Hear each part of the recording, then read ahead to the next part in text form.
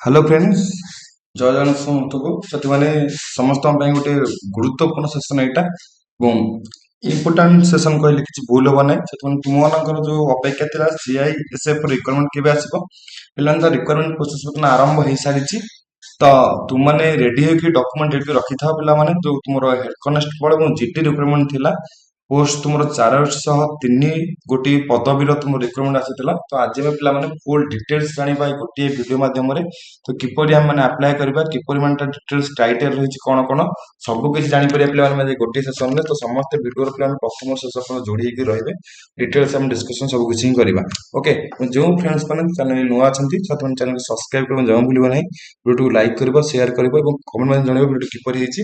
ଠିକ୍ ଅଛି, ତ ନେକ୍ସଟ ଚାଲ ଆରମ୍ଭ କରିବା। ପିଲାମାନେ ଯୋଉ କହୁଥିଲେ ଆମେ CISF କଥା ଡିସ୍କସନ ମଧ୍ୟ କରିଥିଲେ ଆମେ ପୂର୍ବ ଭିଡ଼ିଓରେ।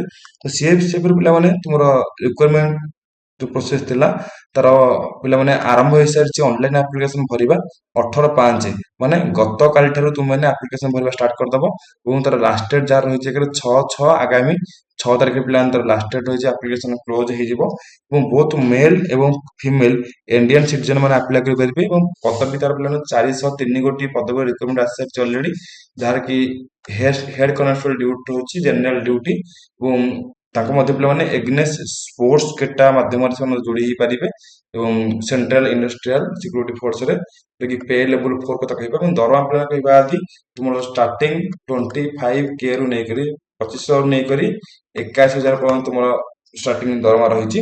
ତ ତା କିଛି ପିଲାମାନେ ଡିଟେଲ୍ସ ଡିସ୍କସନ କରିବା ସବୁ କିଛି ଗୋଟେ ବାଇ ଗୋଟେ, କେମିତି କ'ଣ ଏକ୍ଜାମ ରହିଛି, କ୍ରାଇଟେରିଆ ରହିଛି, ସବୁ କିଛି ଜାଣିବା ଏବଂ ଆର ଇମ୍ପୋର୍ଟାଣ୍ଟ ଡେସ୍କ ପିଲା କହିବା ଯଦି ତୁମର ଫର୍ମ ପକେଇବା ପିଲାମାନେ ଆରମ୍ଭ ହେଇଯାଉଛି 8/5/2025 ମାନେ ଗତକାଲି ଠାରୁ। ଆଜି ପିଲାମାନେ 17 ତାରିଖ, ଗତକାଲି ଠାରୁ ତୁମେ ଫର୍ମ ପାଇଁ ଆପ୍ଲାଏ କରିପାରିବ ଏବଂ 6/6/2025 ମାନେ ଆର ନେକ୍ସଟ ମାସ 6 ତାରିଖ ପିଲାଙ୍କର ହେଉଛି ଶେଷ ତାରିଖ, ଆପ୍ଲାଏ କରିବାର ଶେଷ ତାରିଖ।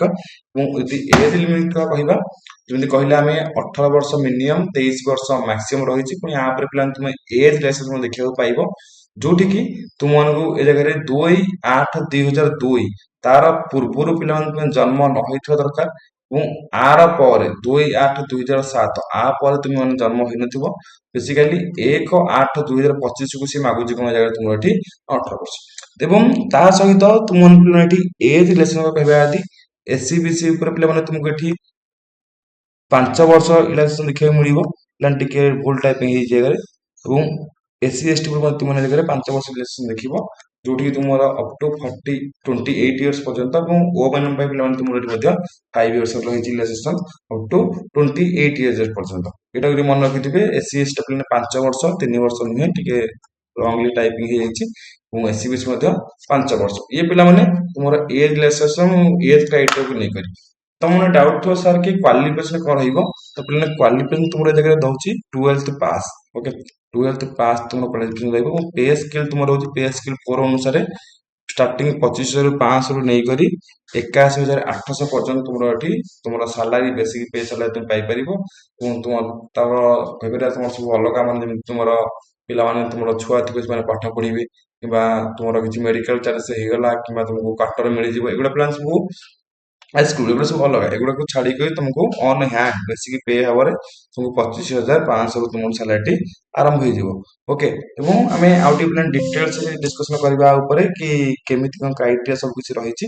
ତ ଦେଖିପାରୁଥିବ ଏଠି ଏଜ୍ ଲେସନ ଗଲା ପରେ ପିଲାମାନେ ଏଠି ଫିମେଲ କ୍ୟାଣ୍ଡିଡେଟ୍ ଏବଂ ମେଲ୍ କ୍ୟାଣ୍ଡିଡେଟ୍ ପାଇଁ ଯୋଉଠିକି ଫିଜିକାଲ ଷ୍ଟାଣ୍ଡାର୍ଡ କଥା କହିବା ଏ ଜାଗାରେ ଫିଜିକାଲ ଷ୍ଟାଣ୍ଡାର୍ଡରେ ପିଲାମାନଙ୍କୁ ଦେଖିପାରୁଥିବ ଏଠି for UR SC EWS and OBC candidate expected those mention in ପାରା ନମ୍ବର ସେମାନଙ୍କ ପାଇଁ କେତେ ନା 167 ସେଣ୍ଟିମିଟର ରହୁଛି ଏବଂ ଗାର୍ଲସ ମାନଙ୍କ ପାଇଁ ଏ ଜାଗାରେ 81 ରୁ 86 ସେଣ୍ଟିମିଟର ରହୁଛି ଏବଂ ମାକ୍ସିମମ୍ ଏକ୍ସପେନ୍ସ ରହୁଛି 5 ସେଣ୍ଟିମିଟର, ଯୋଉଠିକି ହାଇଟ୍ ପିଲାମାନେ କହିବା ଏ ଜାଗାରେ 150 ସେଣ୍ଟିମିଟର ଏବଂ ଚେଷ୍ଟ ତୁମର ମିନିମମ୍ ରିକ୍ୱାରମେଣ୍ଟ ଦରକାର ପଡିବ।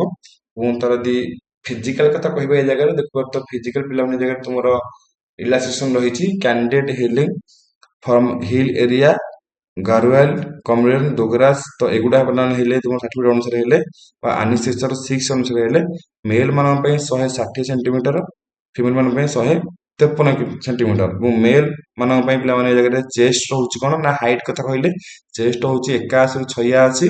ତ ମେଲ ମାନଙ୍କ ପାଇଁ କିଛି ଆପ୍ଲିକେବୁଲ କିଛି ନାହିଁ। ଏଇଟା ପିଲାମାନେ ତମର ହାଇଟ୍ ଆଉ ଚେଷ୍ଟ କଥା କହିଲେ ଏବଂ ଇଏ ମଧ୍ୟ ସେଇ 160 153 ପୁଅ ମୂଲ୍ୟମାନଙ୍କ ପାଇଁ 81 ରୁ 86, ଝିଅ ପିଲାମାନେ କିଛି ଆପ୍ଲିକେବୁଲ ନାହିଁ ଏବଂ ମେଡିକାଲ ଟେଷ୍ଟ ରହିବ, ତୁମର ମେଡିକାଲ ଷ୍ଟାଣ୍ଡାର୍ଡ ମଧ୍ୟ ରହିବ।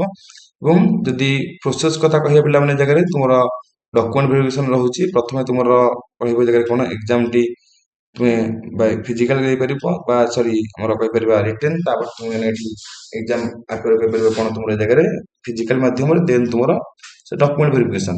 ଓକେ। ଏବଂ ସ୍ପେଶାଲି କଥା କହିବା ଦି ଜାଗାରେ ପିଲାମାନେ ତୁମମାନଙ୍କ ପାଇଁ ଏଠି ଯୋଉମାନେ ଟାଟୁ କଥା କହୁଛନ୍ତି, ଟାଟୁ ତ ବେଶ ପିଲାମାନେ କଣ୍ଟ୍ରି ମାନେ ସମସ୍ତେ କରୁଛନ୍ତି, ଟାଟୁ ଉପରେ ସେମିତି କିଛି ପରମିଟେଡ ନାହିଁ ଏଇ ଜାଗାରେ। ଏବଂ ସାଇଜ କଥା କହିବା ଯଦି particular must B 1/4 of the body part, ଏବଂ ଏଲବୋ ହେଇଯାଉ ହ୍ୟାଣ୍ଡ ହେଇଯାଉ ଏଗୁলো ହେଲେ ଚଳିବ ପିଲାମାନେ ଏ ଜାଗାରେ। ଏବଂ ସାର୍ଟିଫିକେଟ ଫର୍ମାଟ କଥା କହିଛି ଦେଖ ଏ ଜାଗାରେ ଡିଟେଲ୍ସ ମେନସନ କରିଦେଇଛି, ତ ଆର ଲିଙ୍କଟା ପିଲାମାନେ ତ ମୁଁ ପ୍ରୋଭାଇଡ କରିଦେବି ଡେସକ୍ରିପସନ ବକ୍ସରେ, କି ତୁମେ ଯାଇକି ଡାଇରେକ୍ଟ ଦେଖିପାରିବ କି କଣ କଣ ସବୁ କ୍ରାଇଟେରିଆ ରହିଛି ସବୁ କିଛି ତୁମେ ଜାଣିପାରିବ। ଓକେ।